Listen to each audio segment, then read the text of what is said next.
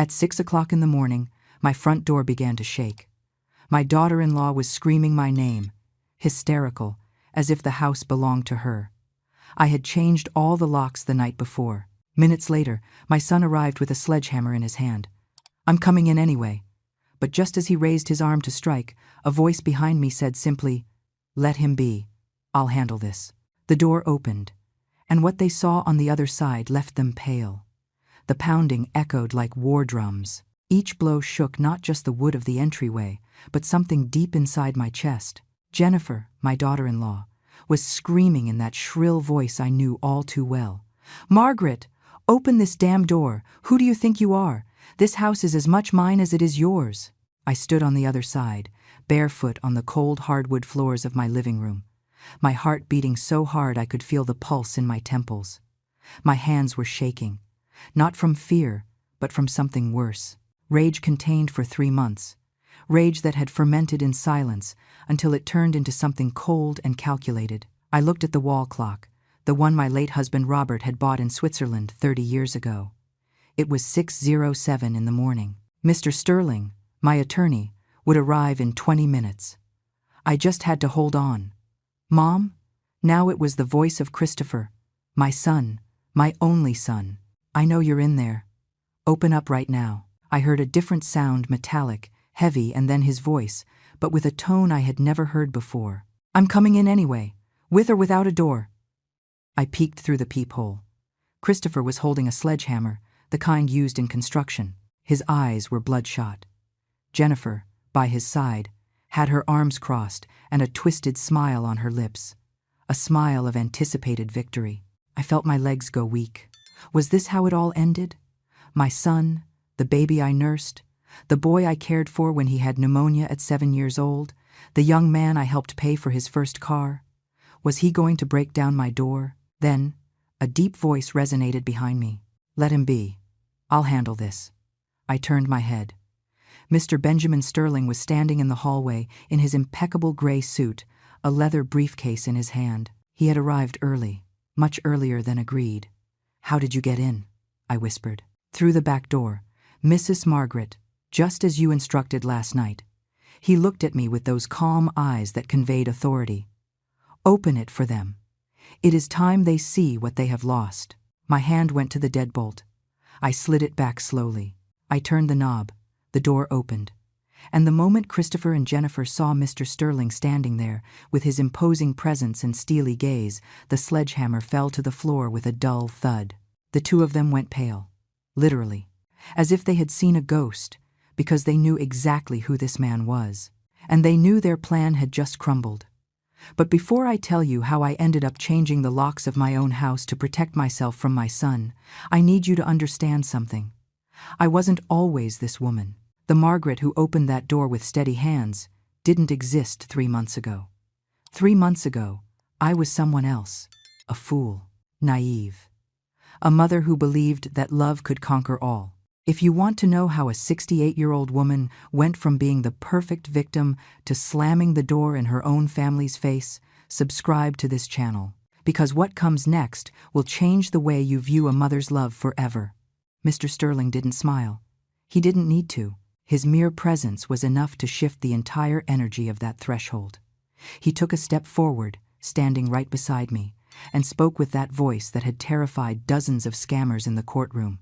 "Good morning, Christopher, Jennifer." He paused deliberately. "I regret to inform you that you no longer have legal authority to enter this property without the express consent of the owner." Jennifer was the first to react. Her face went from pale to bright red in a matter of seconds. "Who the hell do you think you are? We live here. We have rights." The attorney opened his briefcase with infuriating calm. He pulled out a thick manila folder and extracted several documents. The sound of the paper was the only thing heard besides my son's heavy breathing. "I am Attorney Benjamin Sterling, State Notary Public.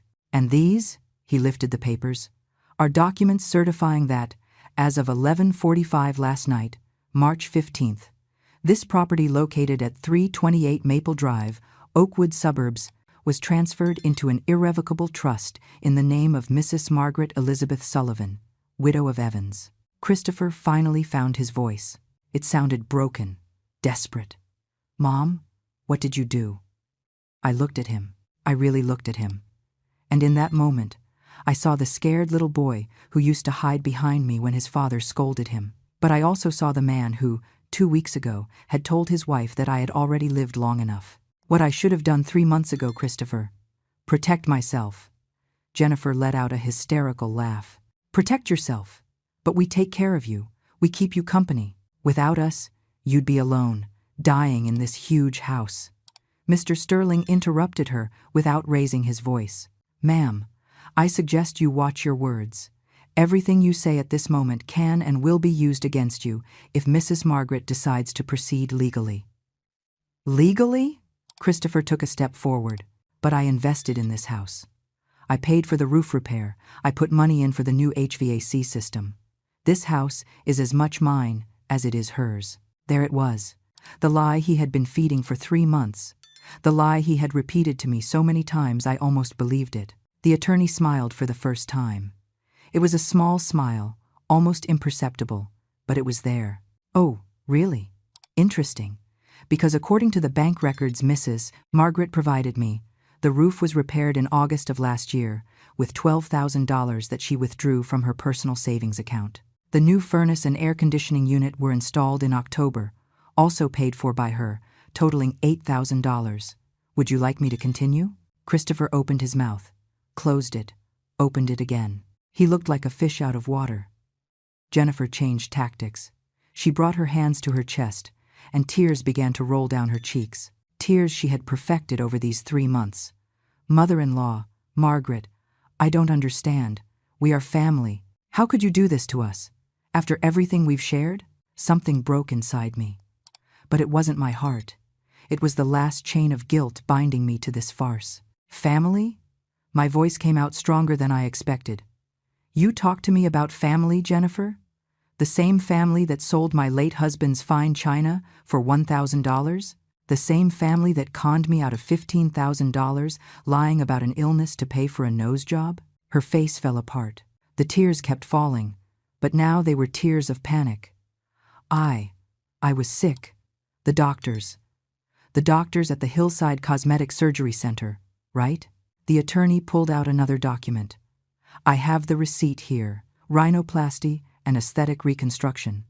$15,000, paid on January 18th, 3 days after you received the money from Mrs. Margaret. Christopher turned toward his wife with an expression I had never seen on him. Confusion, anger, fear. Is that true? Jennifer took a step back. You knew that. Christopher, don't make me look bad. I knew? My son's voice went up 3 octaves. I knew you stole from my mother? There was the crack, the first fissure in their perfect alliance. The lawyer seized the moment. You have 48 hours to completely vacate this property. You may take your personal belongings, clothing, electronics that you can prove are yours, and nothing else. Any item belonging to Mrs. Margaret that is removed without authorization will be considered theft, and we will proceed legally. You can't kick us out, Jennifer screamed. We have children, Noah and Emma. Where are we going to live? For the first time in the conversation, the attorney seemed genuinely annoyed. Perhaps you should have thought of that before planning to put those children's grandmother in a cheap state facility so you could sell her house and buy a condo in downtown. The silence that followed was so thick you could cut it with a knife. Christopher looked at me. His eyes were glassy. How do you know that? I reached into the pocket of my robe and pulled out a small digital recorder, the one my neighbor Patricia had taught me to use. I placed it in the palm of my hand and pressed play. Jennifer's voice came out clear, sharp, unmistakable. It's almost done, babe. Just a few more months, and we convince her to sign the house over to you. She's old, lonely. She needs us. Afterward, we can put her in that cheap nursing home and sell this property. It's worth easily $800,000. That's enough for the condo in the city we want. And then Christopher's voice. You're right. My mom has already lived enough. We deserve this house. I stopped the recording. Christopher fell to his knees on the front step. Literally, his legs wouldn't hold him anymore. Mom, I didn't mean. Yes, you did, I said with a calmness that surprised even me. You said it. You thought it. And you were going to do it. Jennifer regained her composure with impressive speed. She pointed a finger at Christopher. This was his idea. I just went along with his plan. He convinced me of everything. And right there, before my eyes, I watched them destroy each other. Christopher jumped up and got in her face. What? You were the one who said my mother was a burden. You were the one who wanted the luxury apartment. The attorney snapped his briefcase shut with a dry click. Folks, your marital problems are none of my business. What is my business is informing you that you have until Wednesday, March 17th, at 6 p.m. to vacate this property. If you do not do so voluntarily, we will proceed with a legal eviction. Have a nice day. He turned and walked into the house. I followed him. And before closing the door, I looked one last time at Christopher. My son, my only son, was weeping silently on the step of the house where I raised him. And I felt nothing. Well, no, that is a lie. I felt relief. I closed the door and slid the bolt. Mr. Sterling looked at me from the hallway. Are you all right, Mrs. Margaret? I nodded slowly. Then I sat in the armchair in the living room, the one where Robert used to read me poetry on Sunday afternoons, and for the first time in 3 months, I took a deep breath. But you must be wondering, how did it all get to this point? How does a mother reach the point of recording her own son and planning his eviction? To understand that, I have to take you back 3 months, to the day I opened the door of my house and let in not just my son and his family, but my own destruction. It was a Tuesday, December 12th. I remember because that day I had gone early to the farmer's market to buy fresh poinsettias for the holidays. The clock had just struck 11 in the morning when my phone rang. Mom? Christopher's voice sounded strange, dull. Son, what happened? Are you okay? I need to talk to you. Can I come over? It's urgent. My heart skipped a beat. When a child says something is urgent, a mother imagines the worst. Accidents, illness, death. Of course, sweetheart. Come whenever you want. Do you want me to make some lunch? No, Mom. I need to speak with you. He hung up before I could say anything else. He arrived at 2 in the afternoon. He wasn't alone. Jennifer was with him. And behind them, Noah and Emma were carrying large backpacks that looked ready to burst. Hi, Grandma, Jennifer said with that smile I then believed was genuine. Sorry for coming without notice. No, don't worry. Come in. Do you want water? Coffee? The kids ran out to the backyard. Noah was 12 and Emma was 9. Good kids. Always polite, though lately, I saw them less and less. Christopher sat on the sofa and ran his hands over his face. That gesture he had made since he was a boy when he was nervous. Mom, we lost the apartment. The words fell like stones into a well. What do you mean you lost it? Jennifer sat next to him and took his hand. At that moment I thought, how good that they have each other in difficult times. How stupid I was. We had problems with the bank, Christopher explained without looking me in the eye. We couldn't pay the mortgage for 3 months and, well, they foreclosed. They gave us 2 weeks to get out. I brought my hand to my chest. My son, my Christopher, homeless. But why didn't you tell me sooner? I could have helped. We didn't want to worry you, mother-in-law. Jennifer intervened with a sweet voice. You have already done so much for us. We didn't want to be a burden. You are never a burden. You are my family. Christopher finally looked at me. His eyes were red. Mom, I need to ask you a huge favor. The biggest I've ever asked in my life. Anything, son, whatever you need. Can we stay here? Just temporarily, while we find another place. Maybe 2 or 3 months max. My house had 4 bedrooms. Since Robert died 5 years ago, I lived alone in this huge space that suddenly felt too big, too quiet. The idea of having my family close, of hearing children's laughter, of cooking for more than one person. Of course you can stay, as long as you need. Jennifer jumped up and hugged me. She smelled of expensive perfume. Too expensive for someone who had just lost their home. Thank you, Grandma. You don't know how much this means to us. The kids shouted with joy when they were told they would be staying with Grandma. Emma ran to me and hugged my waist. Can I stay in the room with the glow and the dark stars, Grandma? It was the room Robert had decorated for when Christopher was little. He had stuck decals that glowed in the dark on the ceiling. My granddaughter remembered them from the few times they had come to visit. Of course, my darling. That same afternoon, they started bringing their things. Boxes. Many boxes. More than could fit in an SUV. Christopher had rented a small moving truck. Is all this necessary? I asked, seeing the amount of stuff. It's just that we don't know how long we'll be here, Mom. We prefer to have everything on hand. It made sense. Or at least, that's what I thought. The first week was pleasant. I cooked for everyone. The kids did their homework at the dining table. Christopher went out early to look for work. Jennifer stayed home. She said it was to take care of the kids, although they were old enough not to need a babysitter. But there were little things. Things I ignored at the moment. Jennifer moved the living room furniture to make more space. Robert's armchair, the one where he spent hours reading, ended up cornered in the garage. It's just very worn out, mother-in-law. It looks ugly there. She changed the bathroom towels for new ones she bought. Mine, embroidered by hand by my mother, she packed away in a box. These are more modern. You have to update yourself, Grandma. She started cooking too. But not food I liked. Different food, with spices I had never used. And when I tried to cook something traditional, she would sigh. Oh, Grandma, so much fat isn't good for anyone. One day, 2 weeks after they arrived, I came down for breakfast and found that the dining room curtains were gone. Where are the curtains? I asked. Jennifer was making a smoothie in the blender. She didn't even turn around. I took them down.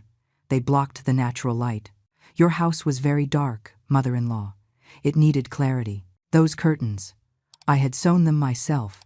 It took me 3 weeks to finish them. They had a design of embroidered birds that my mother taught me to make. But I liked those curtains. They were very old, Grandma. It was time for a change. Christopher walked in at that moment and kissed Jennifer on the cheek. Good morning, Mom. Sleep well? Son, did you see that Jennifer took down the dining room curtains? Oh, yeah. Looks better like this, right? More light. But I made them. It took me a long time. Christopher poured himself coffee with a distracted smile. Mom, don't be so sentimental. They're just curtains. Jennifer has good taste. You should trust her more. I stayed silent. Standing in the kitchen of my own house, feeling that somehow I was the one out of place. You're right, I finally said. Just curtains. Jennifer smiled at me. That smile I still believed was kind. That's how I like it, mother-in-law. Being flexible. Change is good. That night, lying in my bed, I stared at the ceiling and thought of Robert, how he always said, Margaret, you are too good. Someday someone is going to take advantage of that. But this was different, right? It was my family, my son, my grandchildren. They couldn't be taking advantage of me. Could they? What I didn't know at that moment was that the curtains were just the beginning. Jennifer hadn't come to my house to stay temporarily. She had come to turn it into hers. And every day that passed, I disappeared a little more, until there was almost nothing left of me. The real change began in the 3rd week. Jennifer walked into my bedroom without knocking. I was folding laundry when I saw her standing in the doorway with that expression I was starting to know too well. Determination disguised as concern. Mother-in-law, we need to talk about this room. My room? What's wrong with it? She walked in and paced around, touching things. The antique mahogany dresser, the gold-framed mirror, my wedding photograph on the wall. It's very cluttered, very heavy. It's not healthy for you to have so much clutter. I looked around. My room wasn't cluttered. Every single thing was in its place. Every object had a story. It's not cluttered, Jennifer. It's lived in. That is exactly the problem. She sat on my bed as if it were hers. You live in the past, surrounded by things of your husband who is no longer here. It's not healthy. You need to let go, move forward. Her words stung like a slap. Robert was my husband for 42 years. I am not going to let go of his memories. I'm not asking you to forget them, Grandma, just to store them, to make space for the present, for us. The next day, while I had gone to church, Jennifer organized the living room. When I returned, the photographs of Robert that were on the mantel had disappeared. In their place were some scented candles and an artificial plant. Where are Robert's photos? I stored them in a box in your closet, mother-in-law. That way they are more protected from the dust. I don't want them protected from the dust. I want to see them. Jennifer sighed with that exaggerated patience one uses with small children. Grandma, you can't turn your house into a shrine. Your husband rests in peace. You need to live. I went to my closet. I found the box, but not all the photos were there. My favorite was missing. Robert and I in Hawaii, on our honeymoon. He was carrying me in his arms while the waves washed over our feet. Jennifer, a photo is missing. Which one? The one in the silver frame. Oh, that one. It fell and the glass broke. I threw it away.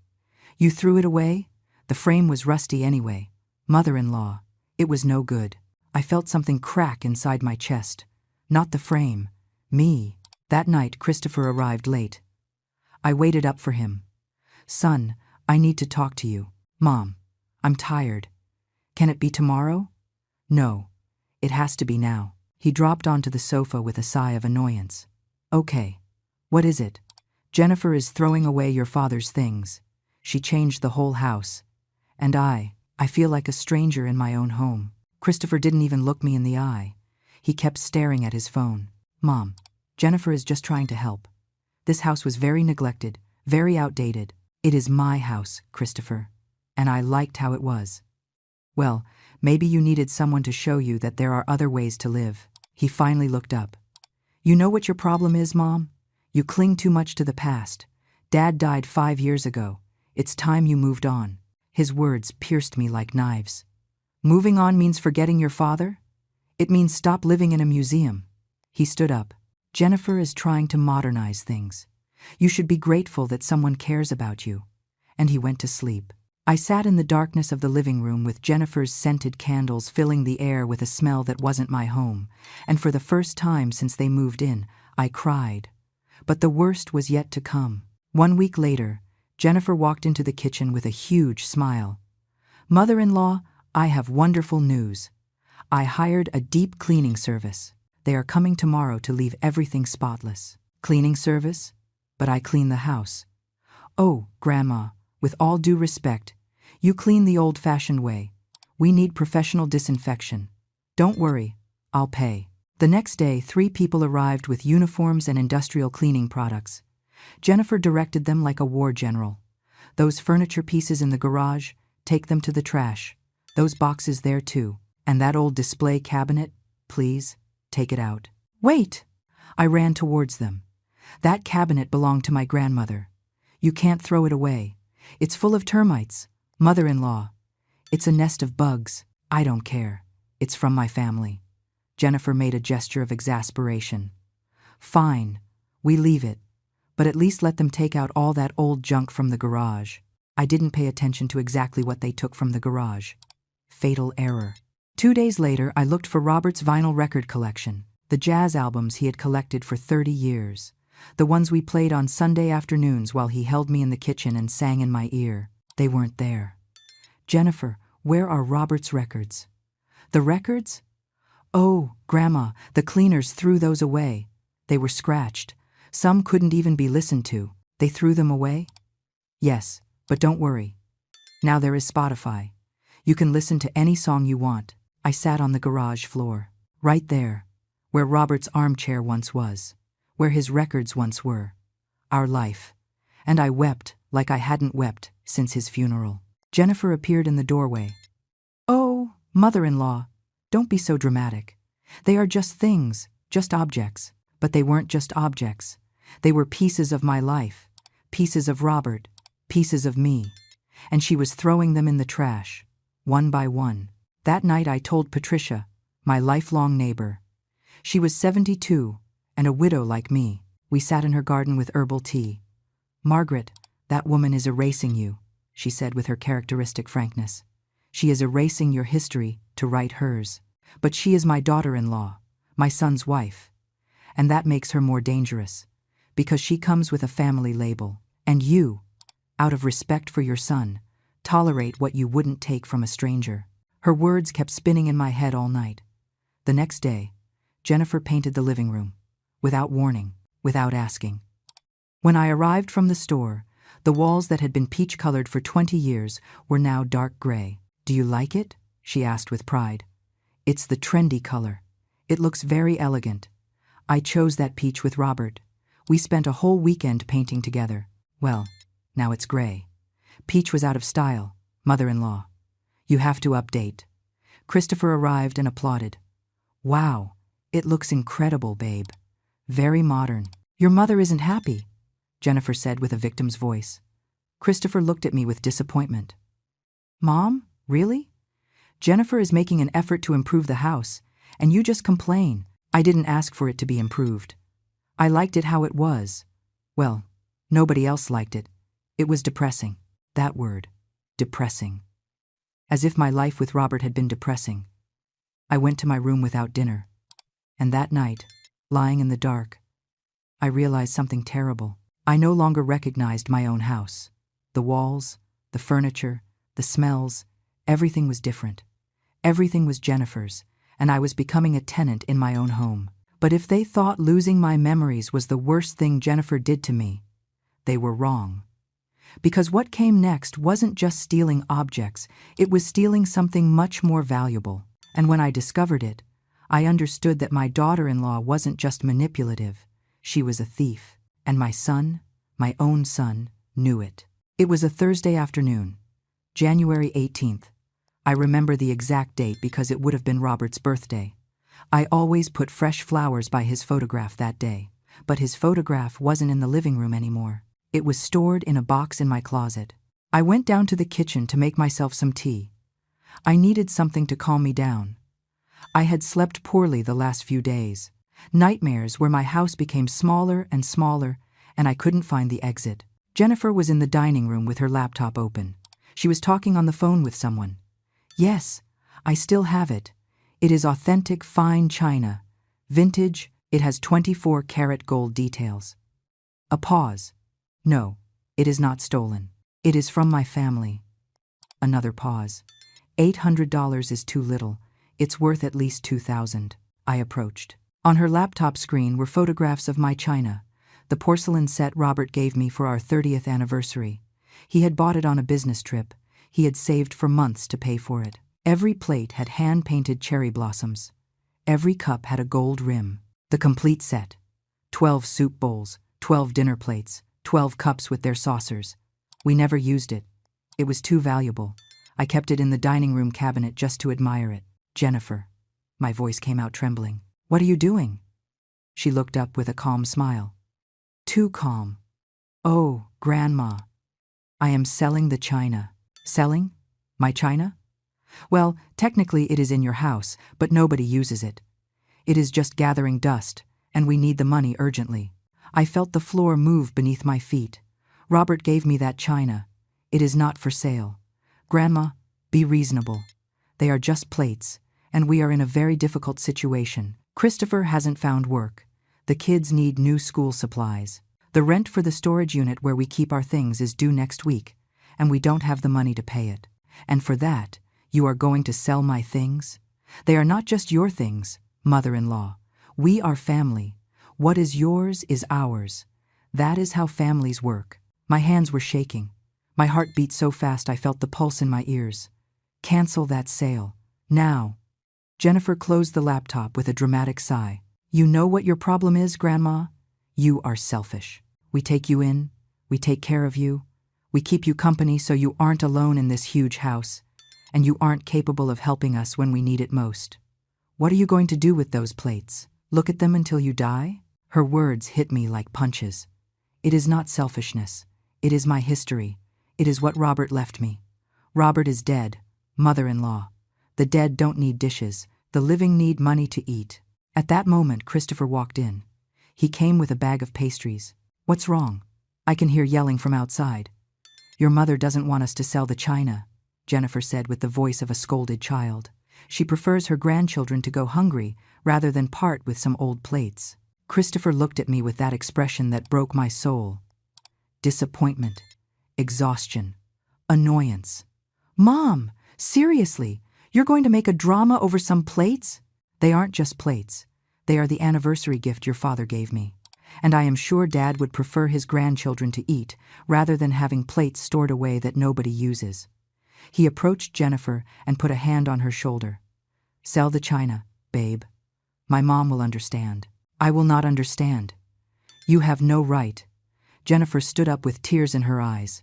Perfect tears that rolled right down the center of her cheeks without ruining her makeup. You know what, Grandma? You're right. We have no right to anything. We are just a burden to you. Christopher, you heard your mother. We aren't welcome here. Better we pack our things and go to the street. Whatever, what does it matter if the kids sleep in a shelter? At least the mother-in-law's china will be safe. Babe, don't say that. Christopher hugged her and looked at me harshly. Mom, do you see what you're doing? Do you see how you hurt her? I couldn't believe it. Somehow I was the villain of the story. Christopher, that china is worth a lot to me. Well, to us, it's worth being able to eat, my son shouted. He had never shouted at me like that. But don't worry, Mom. We won't touch your precious china. We won't touch anything. In fact, we better go so you can live alone with your memories and your things without anyone bothering you. He started walking toward the stairs. Jennifer followed him, sobbing. The kids appeared in the hallway with scared faces. What's wrong, Dad? Noah asked with a small voice. Nothing, son. We are going to pack. Your grandmother wants us to leave. I didn't say that, I screamed. But no one listened to me. 2 hours passed, 2 hours in which I heard movement upstairs. Boxes dragging, doors closing, Emma's soft crying, and me, sitting in the kitchen, with trembling hands on the table, wondering how I had reached this point. Finally, Christopher came down. Alone. Jennifer is upstairs packing suitcases. The kids are confused and scared. I hope you are proud of yourself. Christopher, I only asked that you not sell your father's china. And what did you want us to do, Mom? Beg in the street? Stop eating? He sat in front of me with glassy eyes. I thought you were different. I thought you would understand. But it turns out you are like all the selfish old women who only think about their things and not their family. Those words. Selfish old women. My own son. Okay, I whispered. Sell the china. What? Let her sell it. If that is what you need, let her sell it. Christopher blinked, surprised. Then his face softened, and he took my hands. Mom, I knew you would understand. Thank you, thank you. I promise you that when I have a job, I'll buy you another set just like it. He ran up the stairs shouting, Babe, my mom said yes, we can stay.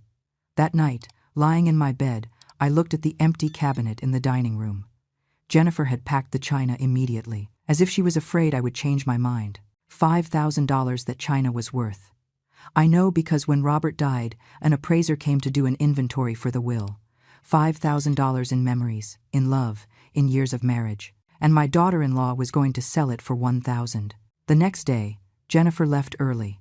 She returned 6 hours later with bags of new clothes, brand-name jeans, designer blouses, expensive shoes. Did you manage to sell the china? I asked. Yes, mother-in-law. Thank goodness. With this, we could pay the storage unit rent. But the bags in her hands told another story. Jennifer, those bags. Oh, this. I found some incredible sales. Buy one, get one free. I couldn't resist. You bought clothes with the money from my china? Not all the clothes. I also paid the rent. And I bought supplies for the kids. And, well, I deserve to treat myself. Don't you think? I've been very stressed. She went to her room whistling a song. And I stayed there, standing in my dark gray living room, with my bare walls, with my empty cabinet, finally understanding the truth. They hadn't come to stay temporarily. They had come to keep everything. But if they thought stealing my memories and belongings was enough to destroy me, they were wrong, because Jennifer had a much more elaborate plan, a plan that involved lies, fake hospitals, and $15,000 that I was going to give her voluntarily. Because when a snake identifies its prey, it doesn't stop until it devours it completely. 2 weeks after the China incident, Jennifer began acting strange, stranger than normal. She got up late. She walked around the house with a hand on her forehead, sighing deeply. She left her food halfway finished, saying she had no appetite. And every time someone asked her what was wrong, she responded with a dramatic, "Nothing, nothing, I'll be fine." But she said it in that way that screams, "Ask me more, please ask me." It was Emma who finally fell into the trap. "Mom, are you sick?" Jennifer brought her hand to her chest and her eyes filled with tears. I don't want to worry you, my love. I have some weird symptoms, but it's nothing serious, surely. Christopher stood up from the table, alarmed. What kind of symptoms? Dizziness, nausea, and, well, I've been bleeding a little. She lowered her voice as if it were a terrible secret. From places I shouldn't. My heart skipped a beat. Despite everything, I didn't wish harm on anyone, much less a serious illness. Jennifer, you have to go to the doctor, I said immediately. I can't, Grandma. We don't have health insurance now that we lost our jobs. And a private consultation with a specialist costs a fortune. It doesn't matter what it costs. Your health is more important. Jennifer looked at me with those big, bright eyes, as if I were her savior. Really? Mother-in-law? You would help us with that? Of course. Tomorrow we make an appointment. That night I heard Christopher and Jennifer talking in their room. Their voices came through the crack in the door.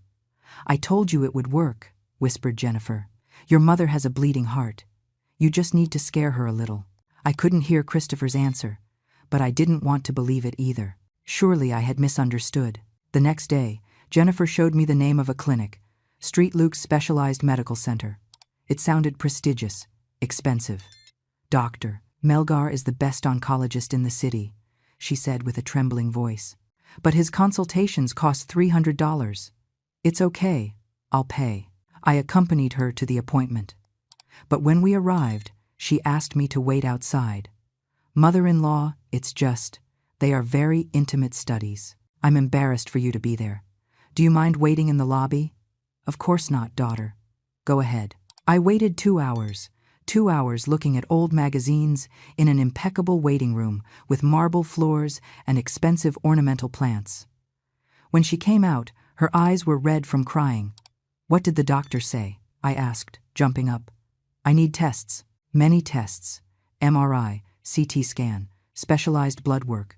Her voice broke, and a biopsy. Oh my God. They don't know yet.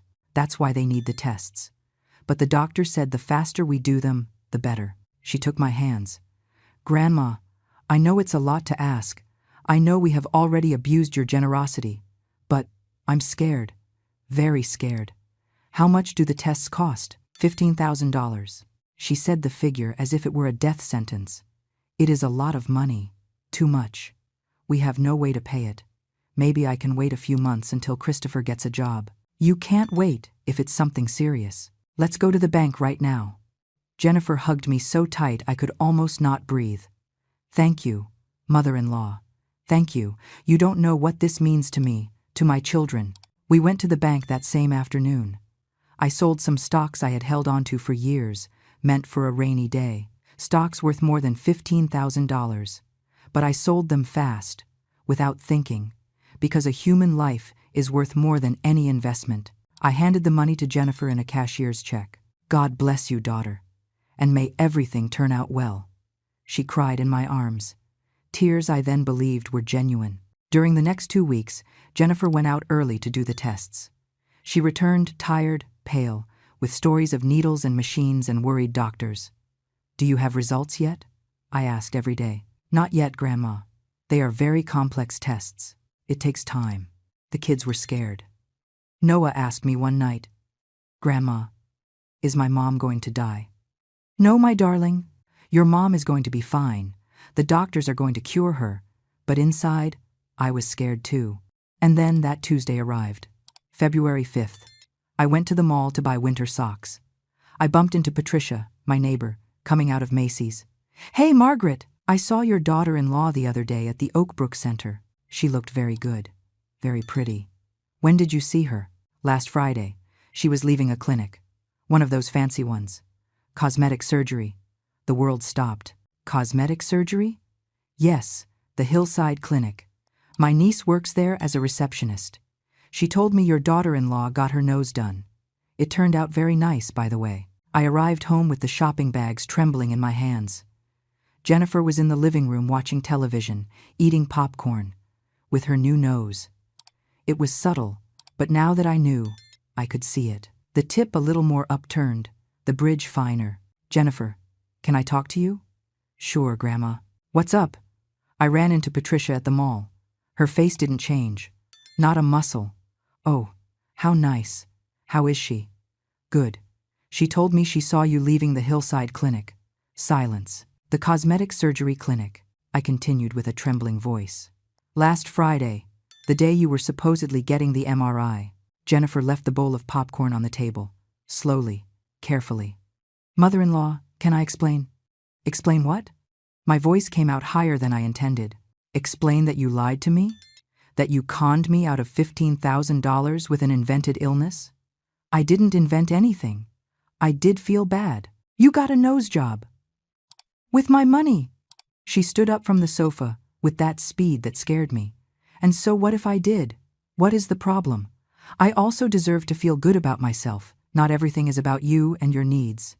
It was my money. Money I gave because I believed you were sick. I was sick. Sick with insecurity. Sick with low self-esteem. She touched her nose with pride. This surgery saved my life as much as any cancer treatment. I couldn't believe it. I couldn't believe the nerve. I want my money back. Jennifer let out a laugh. A cold laugh that froze my blood. Your money? Grandma, you gave it to me. It was a gift. No returns.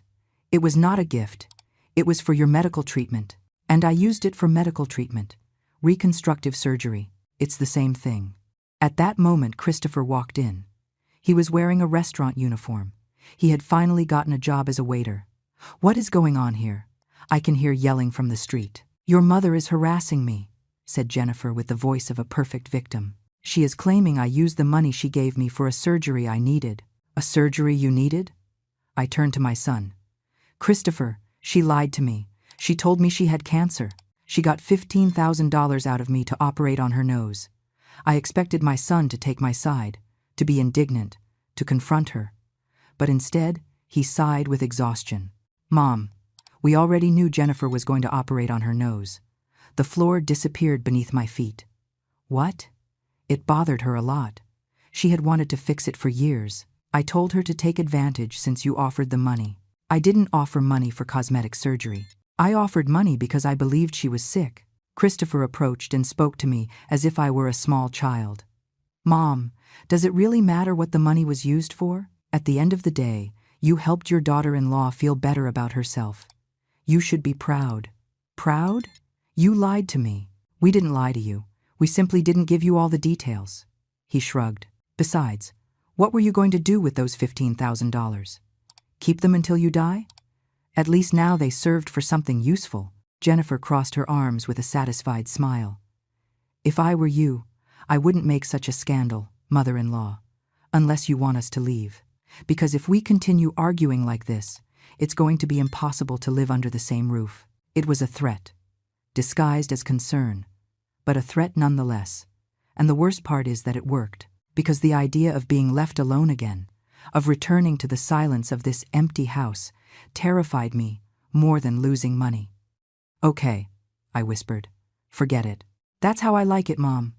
Christopher patted my shoulder. Tomorrow everything will be better. You'll see. I didn't sleep that night. I stayed awake, staring at the ceiling, feeling how every piece of me was crumbling. My china, my memories, my money, my dignity, what was left? And more importantly, how far would they go before I disappeared completely?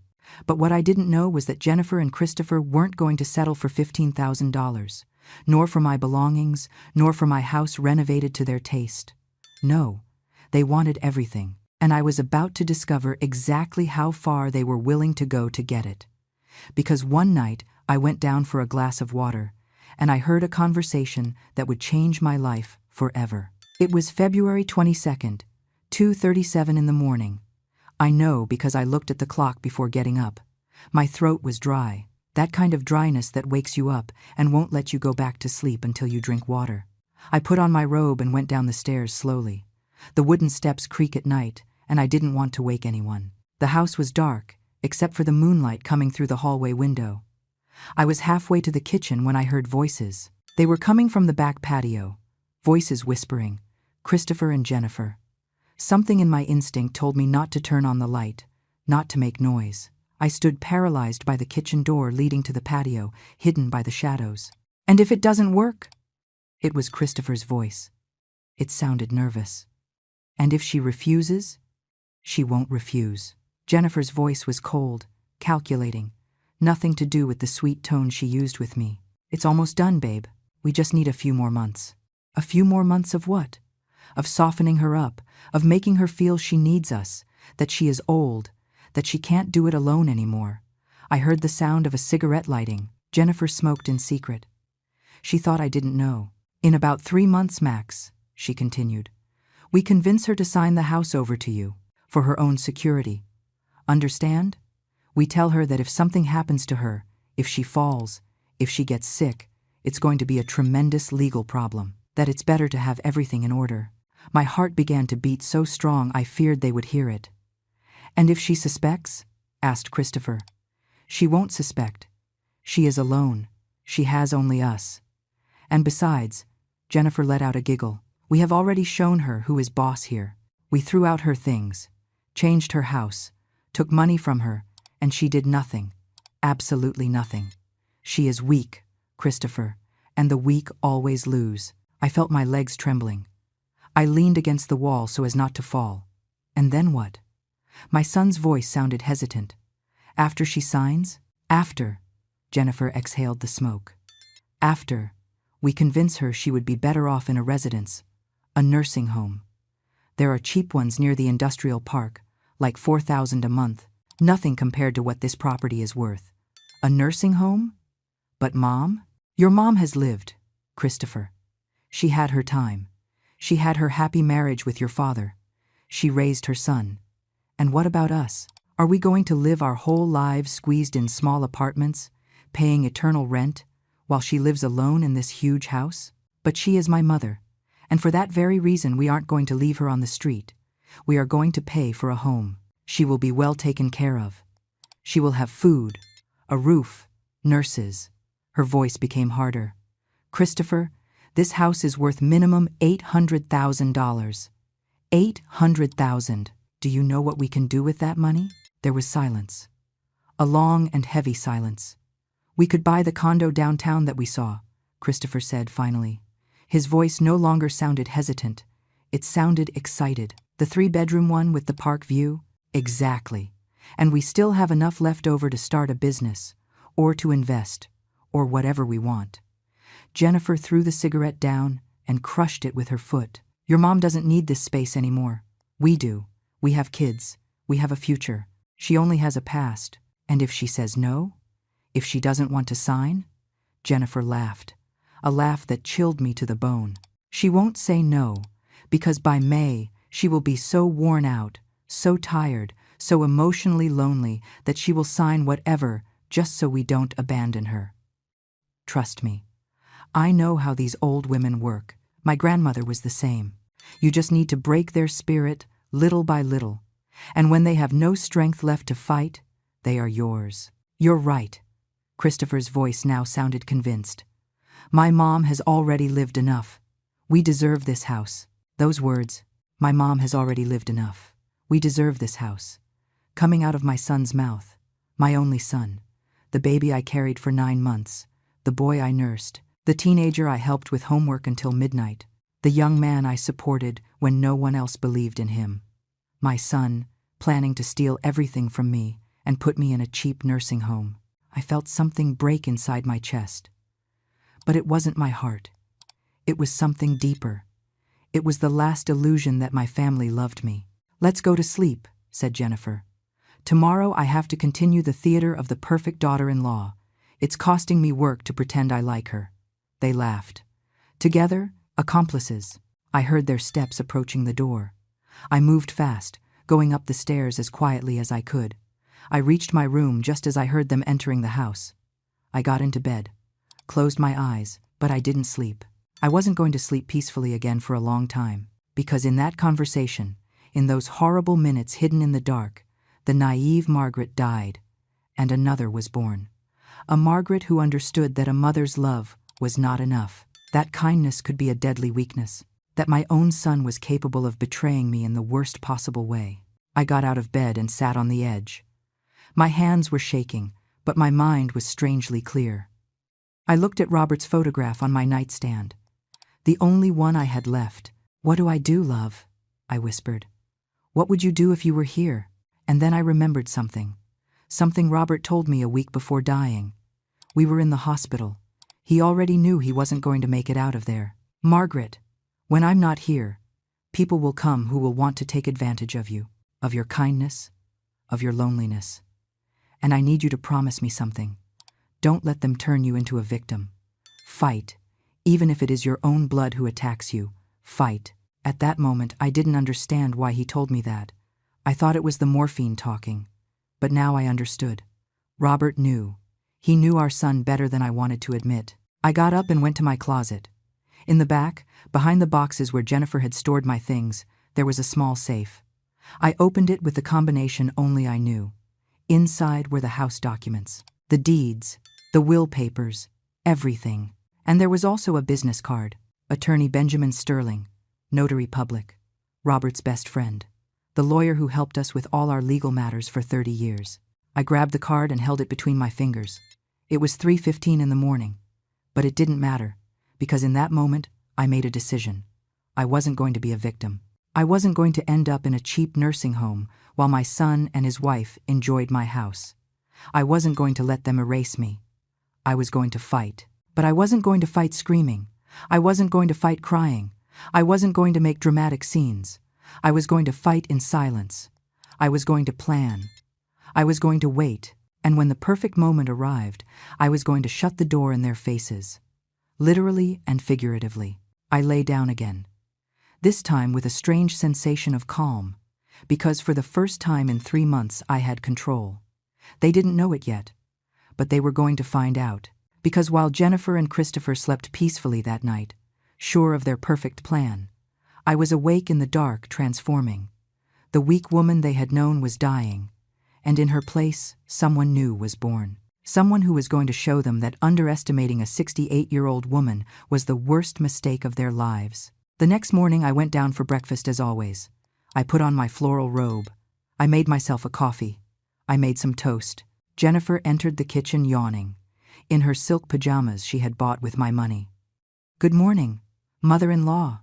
Sleep well?" I looked at her. I really looked at her. And for the first time I saw what she was. A predator. A woman who had studied every one of my movements, every one of my weaknesses, and had turned them into weapons. But she didn't know that I could learn too. "Very well, daughter. And you?" "Like a log." She poured coffee. "Hey, mother-in-law, I was thinking, what do you think if we start seeing options for residences for seniors? Not to go now, of course. Just to have options. In case one day you need them." There it was, beginning to plant the seed. 2 days ago I would have panicked. I would have asked why. I would have cried. But the Margaret of yesterday died in the darkness of 2:37 a.m. "You know what, Jennifer? You're right. At my age, one never knows. It would be good to be prepared." Her face lit up with surprise and satisfaction. "Really? How good that you take it with maturity, mother-in-law. Most people your age resist these topics." "Well, I am not most people." I smiled, a small smile. One has to be practical. When Jennifer went up to shower, I took out my cell phone and dialed the number on the card. Law Offices of Benjamin Sterling. "Good morning. This is Margaret Sullivan, widow of Evans. I need to schedule an urgent appointment with Mr. Sterling, but let it be in his office, not at my house. And please, let it be today if possible." "One moment, ma'am." Pause. "Mr. Sterling can see you at 4 in the afternoon." "Perfect. I'll be there." I hung up just as Christopher entered the kitchen. "Good morning, Mom. Who were you talking to?" "With the doctor. They reminded me I have an appointment for my routine exams." I lied, with such naturalness that I surprised myself. "Oh, that's good. Want me to go with you?" "No, son. I know you have to work. I can go alone." At 3 in the afternoon, I left the house. I took an Uber to Mr. Sterling's office downtown. The secretary showed me in immediately. The attorney stood up from his desk when he saw me. He was 70 years old, hair completely white, and those eyes that had seen everything. "Mrs. Margaret." He gave me a sincere hug. "How long has it been? Robert would be happy to know you finally sought me out." Finally, he pointed me to a chair and sat in front of me. "Robert asked me to look after you when he was no longer here. He made me promise that if you ever needed legal help, I would be there. 5 years have passed, and this is the first time you call me." He paused. "So tell me, what is happening?" And I told him everything, absolutely everything. The changes in the house, the sold china, the $15,000 for the fake surgery, and finally, the conversation I heard on the patio. The lawyer took notes. His face showed no surprise, only a professional sadness. "Do you have proof of the conversation?" "No, I didn't record it, but I know what I heard. I understand." He put down the pen. "Mrs. Margaret, what your son and daughter-in-law are planning has a name. Aggravated patrimonial dispossession. It is a crime, but we need concrete evidence." "How do I get that evidence?" He leaned back in his chair. "You need a recording, a conversation where their plan is clear, and you need to document everything. The objects they have sold without your permission, the money they have taken from you with deceit, everything. I have bank receipts for the $15,000 and photos of the china before they sold it." "Excellent. That is a start. Now, about the house." He took out a folder and began to explain legal options to me: trusts, living wills, deeds with legal locks. "What I recommend is creating an irrevocable trust. The house remains in your name under legal protection. You can live there as long as you want. And you can designate beneficiaries who only receive the property under specific conditions you establish." "Like what?" "Like the beneficiaries can only receive the house when they reach a certain age, or that they can never sell it, or that if you are committed to a nursing home without your consent, the trust is annulled and the house passes to another person." A spark of hope lit up in my chest. "And my son wouldn't be able to do anything?" "Absolutely nothing. Once the trust is established, not even a judge can modify it without your explicit consent." "How long does it take?" "If you authorize me, I can have the documents ready in a week. But I need you to bring me the original deeds. I have them at home, in a safe." "Perfect. And one more thing, Mrs. Margaret." He leaned forward. "I need you to act normal. Don't raise suspicions. Continue being the same Margaret they know. Because if they suspect you are planning something, they will accelerate their plan. And that complicates things for us." "I understand. Can I do it?" "I know you can. Robert always told me you were much stronger than you appeared. Only you had never had to prove it." I left the office with a folder full of documents, and for the first time in months with something I had forgotten existed: hope. But I also left with a mission. I needed that recording. That night, while we ate dinner, I acted perfectly normal. I smiled. I served the food. I asked about everyone's day. Jennifer looked at me with approval. "You look happy today, mother-in-law. Did something good happen?" "Just that the doctor said I am in very good health for my age. I have years ahead still." I saw her smile freeze for a fraction of a second. Years ahead didn't enter into her plans. "How nice, Grandma, how nice." The next day, I went to visit Patricia, my neighbor. "Patricia, I need your help." "Anything, Margaret. What do you need?" "I need to learn how to use a recorder, one of those small ones that can be hidden." Patricia asked no questions. She had known me for 30 years. She knew that if I asked for something like that, it was for a good reason. "My grandson gave me one last year because I'm afraid of forgetting things. I've never used it. It's yours." She taught me to operate it. It was the size of a USB stick. It could be hidden anywhere, and it recorded with impressive clarity. "Thank you, friend." "Are you in trouble?" I was in trouble. Now I am in solutions. During the next week, I went 3 more times to the lawyer's office. I brought the deeds. I signed documents. I established the trust. And every night, I left the recorder on in different places in the house.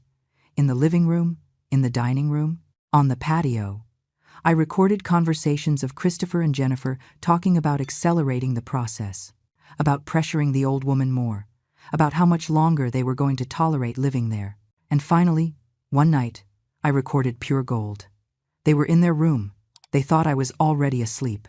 The recorder was hidden behind a plant in the hallway, right outside their door. Jennifer said with a clear and audible voice, "It's almost done, babe.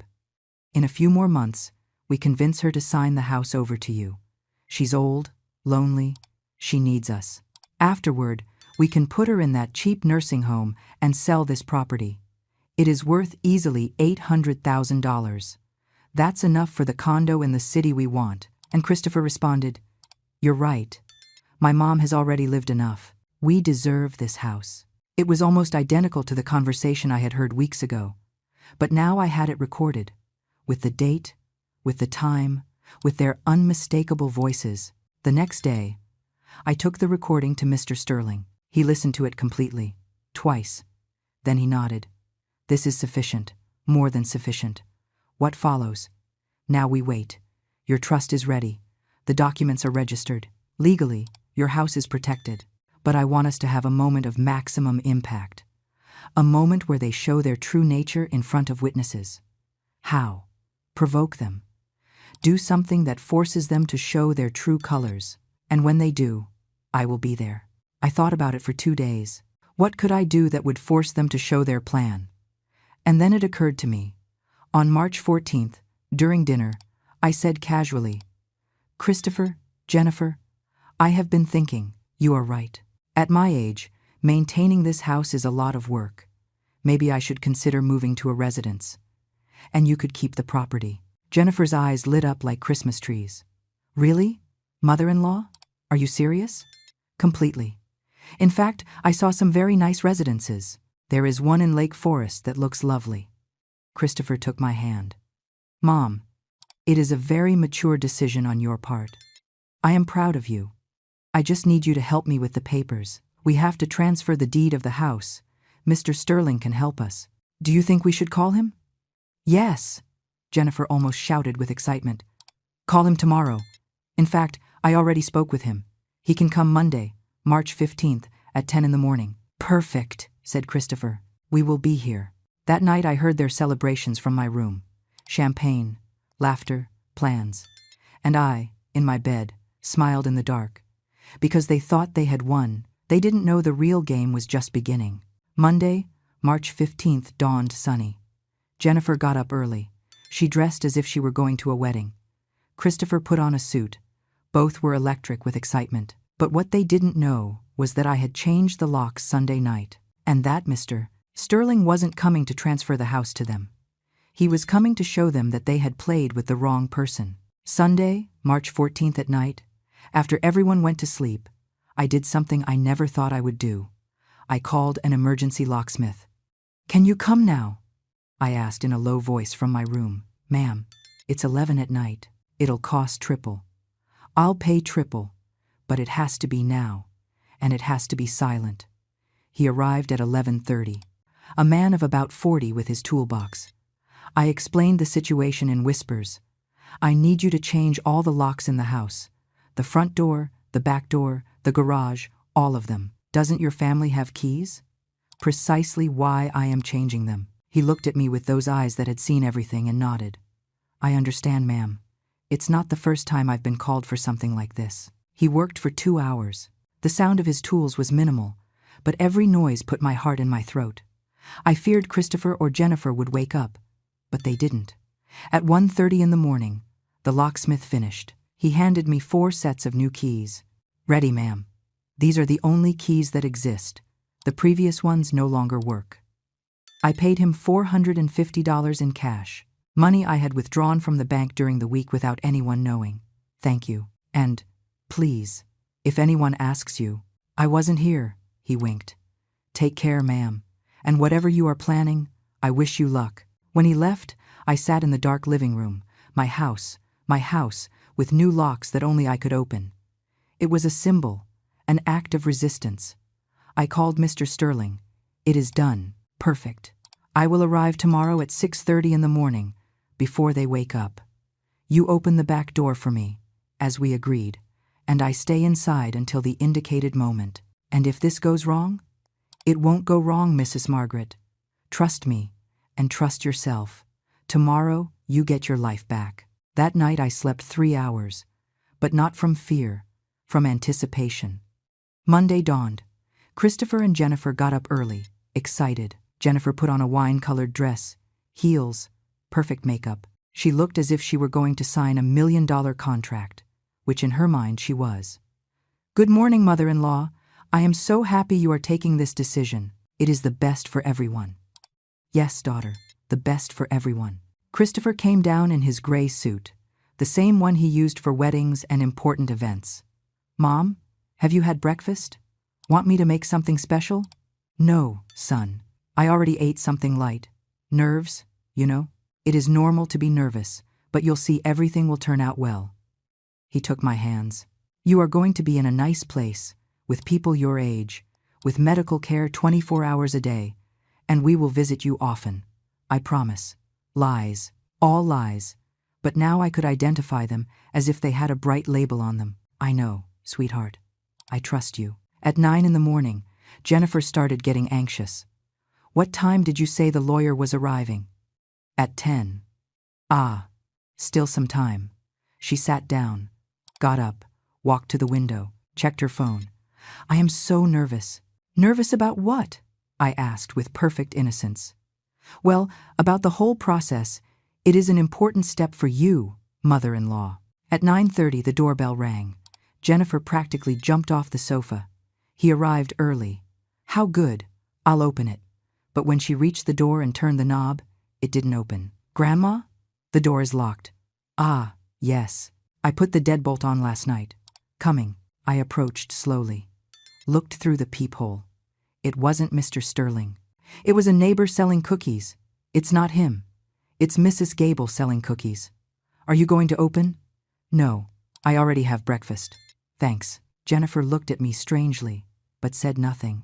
At 10 o'clock sharp, the doorbell rang again. This time it was the lawyer, but he came accompanied by a younger man with a briefcase. And also coming were Christopher and Jennifer from inside, practically running toward the door. Grandma, open! They're here. But I didn't move. Grandma, what are you doing?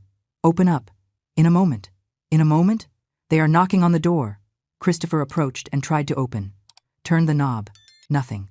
Tried with his key. It didn't work. Mom? My key doesn't work. Oh, that's right. I forgot to tell you. I changed the locks last night. Silence absolute. What? Jennifer looked at me with eyes wide open. Why would you change the locks? For security? At my age, one never knows. The doorbell kept ringing, now with insistence. Mother-in-law, open the damn door, shouted Jennifer. Don't speak to me like that, Jennifer. Open the door. Christopher tried to calm down. Mom, please. The lawyer is outside. We are going to sign the papers. Remember? Yes, I remember perfectly. And then I didn't open the door. I let them knock and knock and knock. 5 minutes, 10 minutes. Jennifer began to lose composure. What is she doing? Did she go crazy? Christopher dialed his cell, probably trying to call the lawyer to apologize. 15 minutes later, the ringing stopped. Jennifer's face was red with fury. We lost the appointment. The lawyer left. Are you happy? Calm down, Jennifer. Everything is under control. Under control? You ruined everything. I didn't ruin anything. In fact, I looked at my watch. Everything is going according to plan. What plan? Christopher looked at me confused. At that moment, I heard the back door open. The steps I knew, dress shoes on the kitchen tiles. Christopher and Jennifer turned around, and there was Mr. Benjamin Sterling, entering from the hallway with his impeccable suit and leather briefcase. Good morning, everyone. Apologies for the delay. Christopher and Jennifer's faces were a poem. Confusion, shock, incipient fear. How? How did you get in? Stammered Jennifer. Through the back door. Mrs. Margaret gave me access a few minutes ago. Christopher looked at me. Mom, what is going on? Sit down. I said with a calm I didn't know I had. It is time we talked. For real. No lies. No lies? Jennifer let out a nervous laugh. We haven't lied to you, mother-in-law. Oh, no? I pulled my small recorder from my sweater pocket. Then explain this. I pressed play. Jennifer's voice filled the room. It's almost done, babe.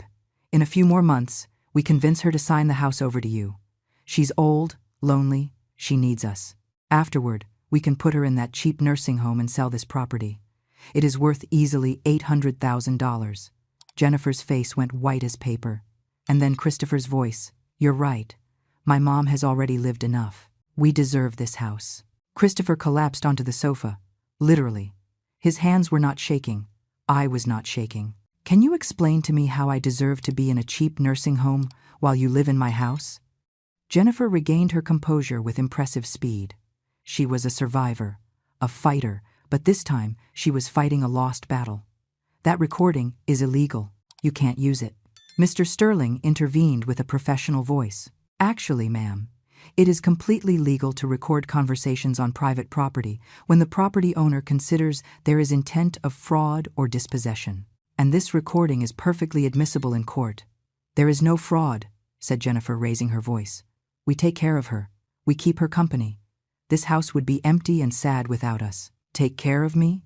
I laughed, a bitter laugh. Selling my china without permission is taking care of me? Throwing away my late husband's vinyl records is taking care of me?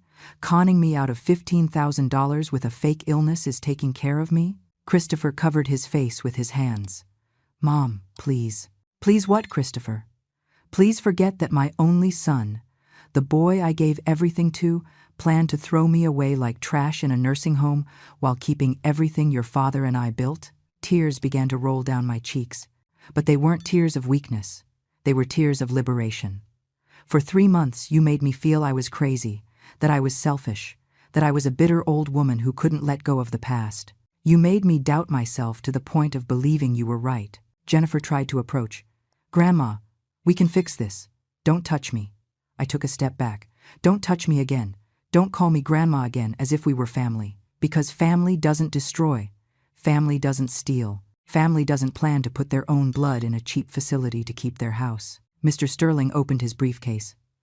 I think it is time to hand over the official documents. He took out a thick folder and handed it to Christopher, who took it with trembling hands. What is this? Read. Take your time. Christopher opened the folder.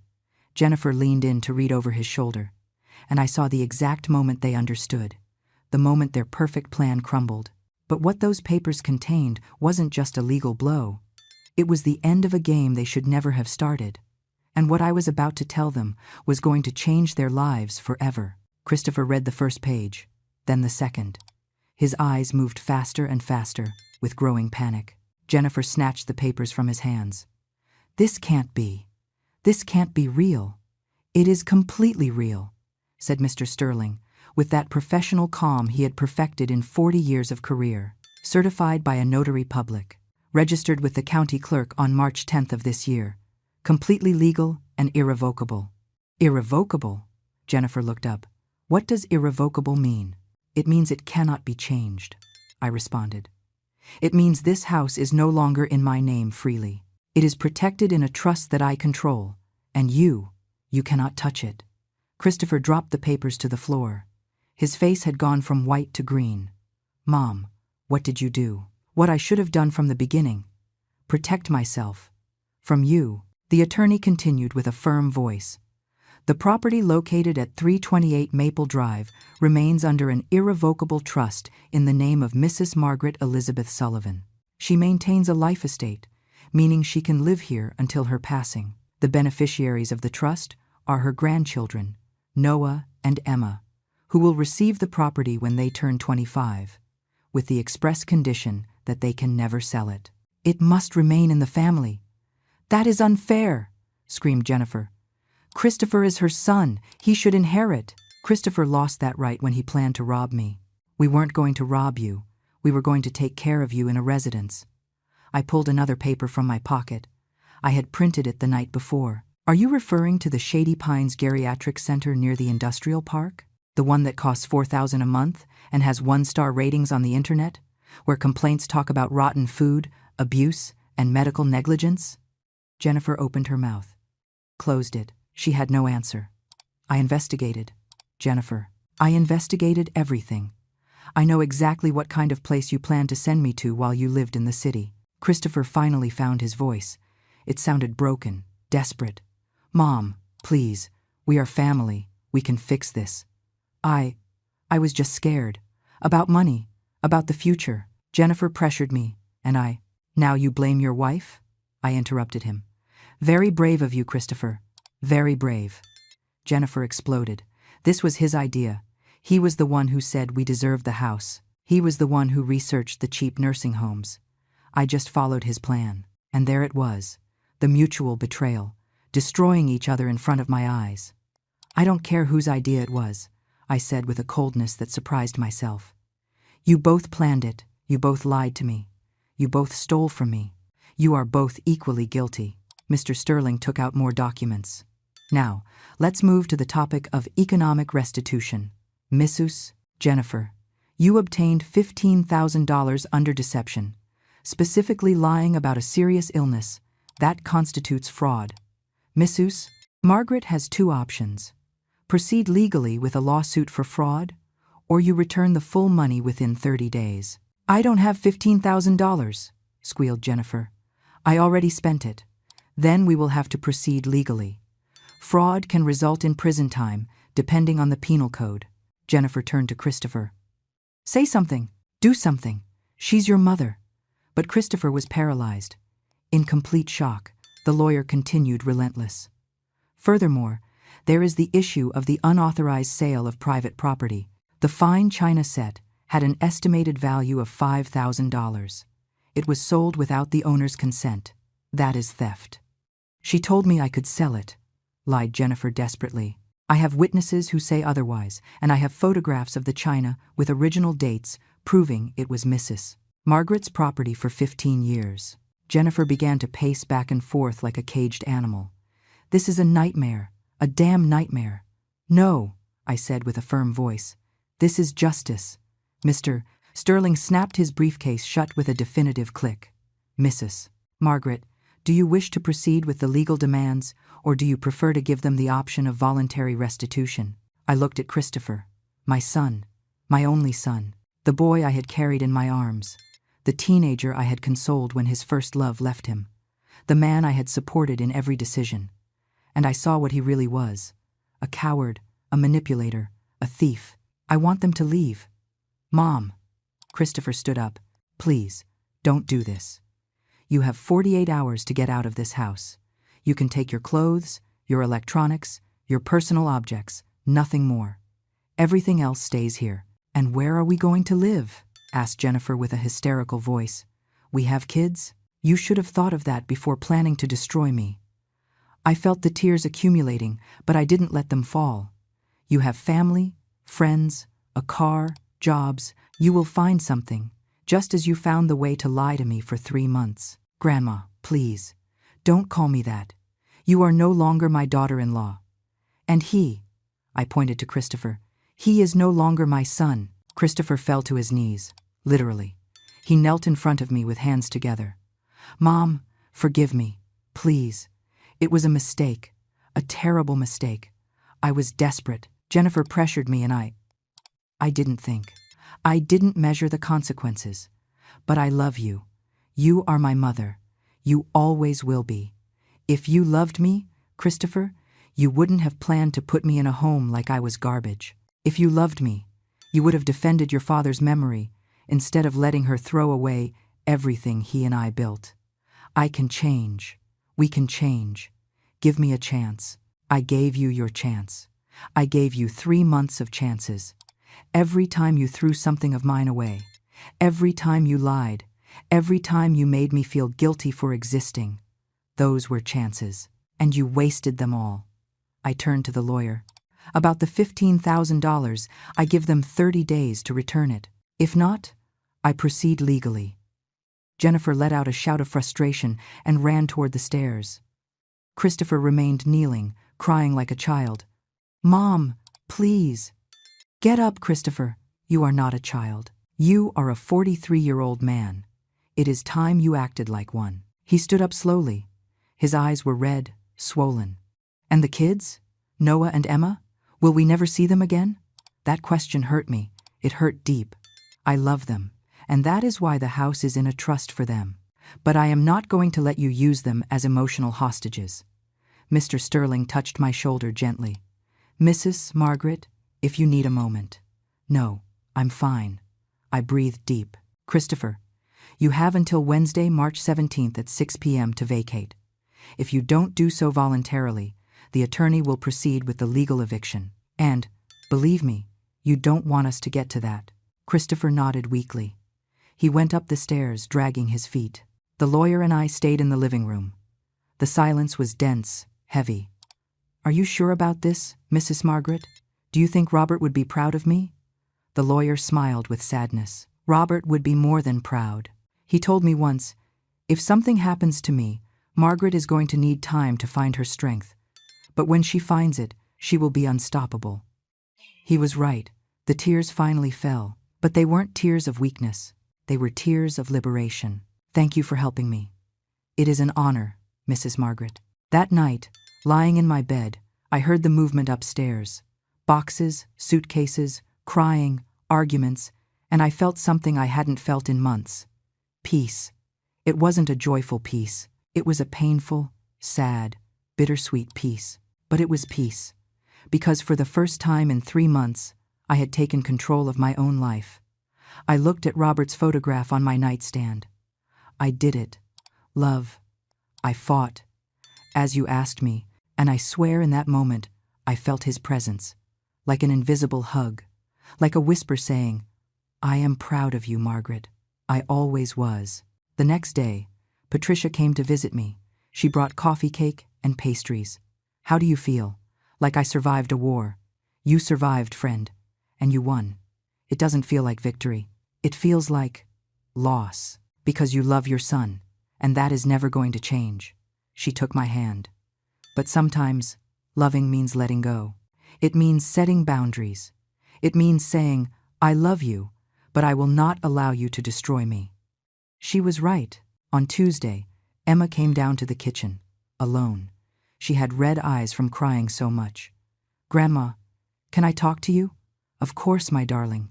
Sit down." She sat, and for a long moment said nothing. Just looked at her hands. "I knew," she whispered finally. "What did you know, my love?" "I knew what my parents were planning. I heard conversations. I saw how they treated your things. And I said nothing." Tears started to fall.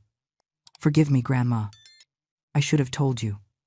I should have defended you. But I was afraid my parents would get mad at me." I hugged her tight. "You are not to blame, Emma. You are a child. It is not your responsibility to fix the mistakes of adults. But I feel so bad. I know. Me too. But I want you to know something." I took her face so she would look at me. "This house is going to be yours and your brother's someday. And when that happens, I want you to remember, dignity is worth more than any property. Respect is worth more than any inheritance. And true love never destroys." Emma hugged me so tight I could almost not breathe. "I love you, Grandma. A lot. And I love you, my darling. Always." Wednesday, March 17th at 5 in the afternoon. A moving truck parked in front of the house. Christopher and Jennifer loaded their things in silence. The kids were sad, confused. Noah hugged me before getting into the car. "Are we not going to see you anymore, Grandma?" "Of course you are going to see me. When you want to visit me, just call. This is your house as much as mine." At 10 to 6, Christopher approached. He had an envelope in his hand. "It's $3,000. It's all I could gather. The rest I will pay you little by little. I swear." "Mom," I took the envelope. "You have 30 days to complete the 15,000. Not a day more." "I know." He lowered his gaze. "Mom, I know I don't deserve your forgiveness.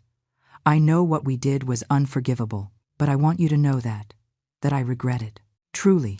I know, Christopher, but regretting it doesn't erase the damage. Regretting it doesn't return the memories you destroyed. Regretting it doesn't erase the words you said. I know." His voice broke. "Someday, will you ever be able to forgive me?" I looked him in the eyes. "My son, my traitor. I don't know. Maybe. With time. With a lot of time. But for now I need you to leave. I need to heal, and I can't do it with you here." He nodded. A tear rolled down his cheek. "Goodbye, Mom. Goodbye, Christopher." He got in the car. Jennifer didn't even look at me. She started the engine with a screech of tires, and they left. I stayed standing in the entrance of my house, watching the car disappear around the corner. Patricia appeared at my side. "Are you okay?" "No, but I will be." That night I ate dinner alone in my dining room. But it wasn't a sad dinner. I made lasagna, just how my mother taught me. I put on music, Robert's big band records, the ones I had downloaded on my phone because Jennifer had thrown away the originals. And while I ate, I looked at my house. The walls were still gray, but I could paint them again. The curtains were still missing, but I could sew new ones. The memories had been destroyed, but I could create others, because that is what strong women do. We don't give up, we don't break, we rebuild. Epilogue. 3 months later. It was June. The hydrangeas on my street were in bloom, filling the air with that purple color Robert loved so much. I had repainted the walls, peach, again. I had sewn new curtains with embroidered flowers. I had put photographs of Robert all over the house. And something else. I had begun to survive. I took painting classes at the community center. I met other women my age, women with similar stories, women who had also survived family betrayals. We became friends. We supported each other. We reminded each other that we were more than mothers, more than wives, more than caregivers. We were ourselves. One afternoon in June, my cell phone rang. Unknown number. Hello, Grandma? It was Emma. My darling, how are you? Good. Well, not so good. Mom and Dad got divorced. My heart stopped. What? Mom left. She said she didn't want to be with Dad anymore, that he had betrayed her, that everything was his fault. She left with another man, one she met at the gym. Her voice broke. And we are living in a horrible apartment in the city with Dad. It's tiny, dark, smells bad. Oh, my love. But I'm not calling to ask you to take us back. I know we can't come back. Just wanted to hear your voice and tell you that you were right. About everything. Grandma, Mom never loved us, did she? She just wanted the money, the house. And Dad. Dad was very stupid, very weak. She cried. I miss you, Grandma, a lot. I miss you too, my darling. Every day. Can I come visit you? Someday? You can come whenever you want. This was always your house. Thank you, Grandma. I love you. And I love you, my love. Always. I hung up and stared at the phone for a long time. Jennifer had left. Like snakes, she had found another victim, another plan, another opportunity. And Christopher was paying the consequences of his decisions. I didn't feel joy, but I didn't feel guilt either. I felt acceptance. Sometimes life teaches us the hard way, and sometimes people have to lose everything to understand the value of what they had. That night, sitting on my patio under the stars, drinking chamomile tea, I reflected on everything that had happened. I had lost my son, at least temporarily, but I had gained something more valuable. Myself. Because I learned that love without respect is not love. It is slavery. I learned that true family doesn't destroy you. It builds you. I learned that at 68, you still have the right to defend your dignity. And I learned that it is never too late to say, enough. Because true wealth isn't in what you possess. It is in what you don't allow them to take away. Your dignity, your peace, your right to live without fear in your own home. And that is priceless. And so ends my story. A story I never thought I would live. A story that broke my heart but also gave me strength I didn't know I had. If this story touched your soul, if it made you reflect on your own limits, on your own family, on your own dignity, let me know in the comments. Tell me, where are you watching this story from? What city or state are you joining me from? I would love to know that these words reached your heart, no matter where you are. And if you know someone who is going through something similar, share this story. Because sometimes knowing we aren't alone is what gives us the courage to fight. Don't forget to subscribe to the channel for more stories of life, of overcoming, of women who refuse to be victims. Because at the end of the day, we all deserve to live with dignity, we all deserve to be treated with respect, and we all deserve to close doors that hurt us, even if they are the doors of our own family. Thank you for joining me until the end. See you in the next story. With love, Margaret.